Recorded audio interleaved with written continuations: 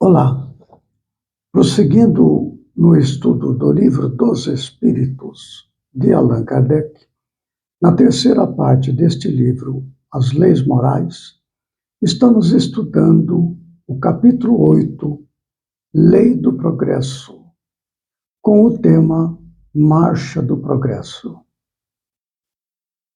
Neste vídeo, continuação dos 2 vídeos anteriores, temos mais 2 perguntas que Kardec apresenta aos espíritos e depois faz um comentário.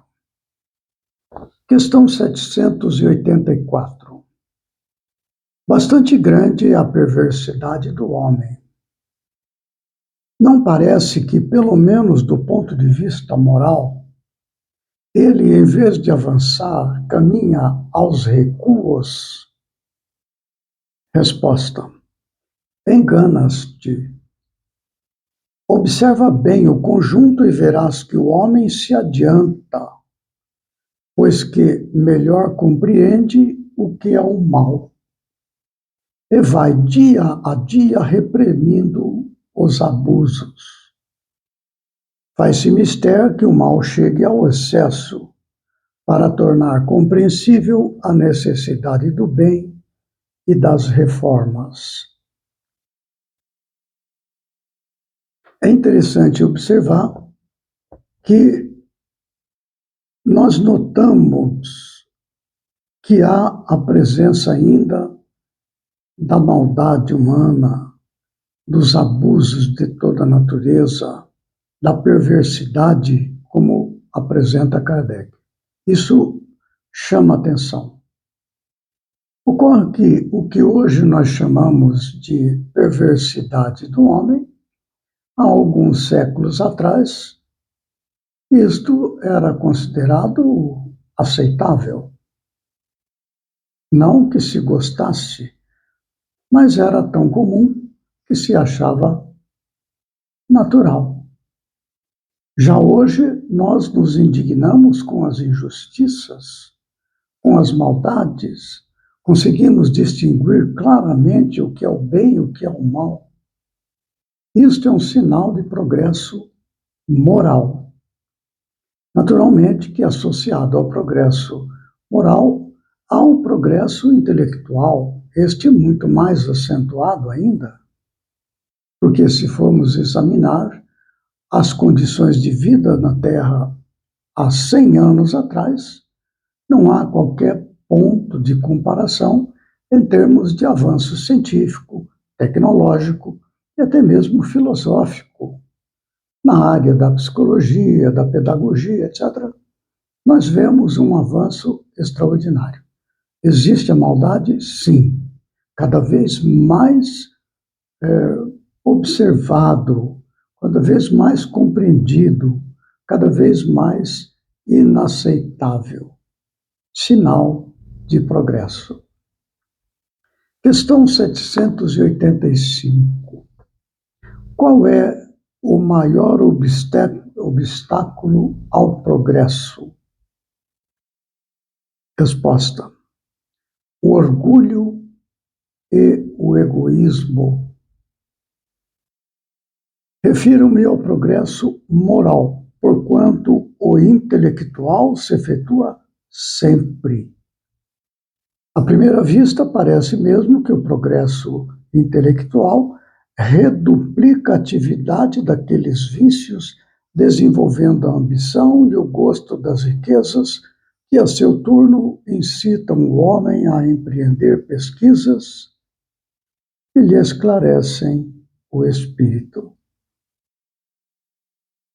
Assim é que tudo se prende, no mundo moral como no mundo físico, e que do próprio mal pode nascer o bem.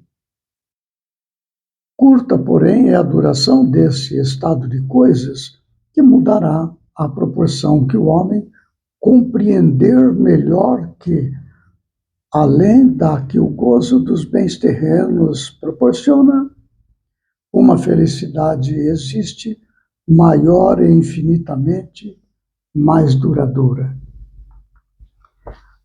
Nós temos uma existência relativamente curta. O período de uma encarnação, quando muito hoje, chega a 100 anos.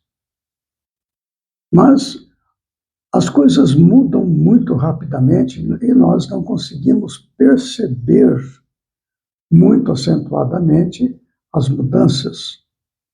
Mas é natural que a gente já percebe alguma coisa, né? Agora, o centro do progresso moral, que é o que mais interessa, já que o progresso intelectual ocorre sempre, já o progresso moral pode até mesmo estacionar, paralisar. Não há regressão, não se perde. Mas pode até não haver mais progresso. O espírito fica estacionado naquele nível de desenvolvimento moral, não é? Mas o orgulho e o egoísmo é que leva a pessoa a se fixar em sentimentos de vingança, nos sentimentos de apego, nos sentimentos de vaidade. Todos estes são aspectos do egoísmo e do orgulho, que são manifestação dos instintos animalizados. Esse é o estágio em que estamos na Terra. Daí resulta todo o comportamento absolutamente contrário à evolução moral. Vê-se seres humanos agindo de maneira extremamente cruel, não é? Extremamente indiferente para com a vida do próximo. Nos dias que estamos passando, com a comunicação entre as pessoas tão amplamente desenvolvidas, com as redes sociais, internet, etc., nós então conseguimos ter clareza sobre estas coisas, que o que difere o progresso é o desenvolvimento moral. Pessoas de muita inteligência praticando injustiça e crueldade, indiferente para com o outro. Allan Kardec faz um comentário que é o seguinte: há duas espécies de progresso, que uma à outra se prestam mútuo apoio, mas que, no entanto, não marcham lado a lado: o progresso intelectual e o progresso moral. Entre os povos civilizados, o primeiro tem recebido, no correr deste século, todos os incentivos. Por isso mesmo atingiu um grau a que ainda não chegara antes da época atual. Está falando aqui do desenvolvimento intelectual.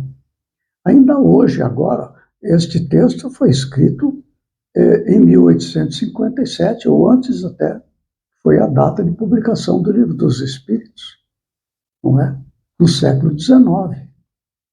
Nós estamos no século XXI, e isto aqui é claro, as escolas dão prioridade ao desenvolvimento intelectual, à memorização, à habilidade nos conhecimentos de natureza científica, tecnológica, coisas práticas que levem ao progresso material. Entretanto, comparando-se os costumes sociais de hoje com os de alguns séculos atrás, só um cego negaria o progresso realizado.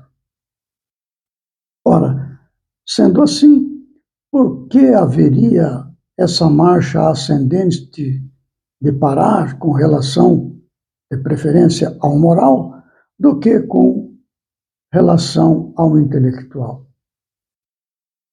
Por que será impossível que entre o século XIX e o século XXIV haja, a esse respeito, tanta diferença quanto entre o século XIV e o século XIX? Duvidar fora pretender que a humanidade está no apogeu da perfeição, o que seria absurdo, ou que ela não é perfectível moralmente, o que a experiência desmente.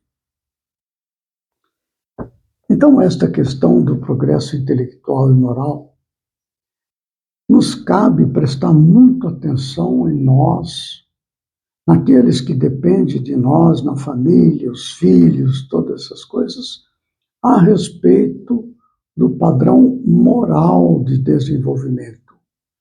Investir no desenvolvimento moral das crianças. Porque o progresso intelectual se acontece sempre. As crianças vão para a escola, vivem com seus pais, vivem na sociedade, exercem depois tarefas profissionais, vai desenvolver a parte científica, a parte intelectual, filosófica, mas a parte moral, esta não tem sido dado atenção. É aí que é o foco do nosso maior cuidado em família. É não negligenciar do outro, do intelectual, mas investir com muita atenção no desenvolvimento moral, não só na família, como na escola, nas atividades de sociedade. Muito bem. No próximo vídeo, nós daremos início, ainda neste capítulo 8, Lei do Progresso, com o tema Povos Degenerados. Até lá, que Jesus nos ampare e fortaleça.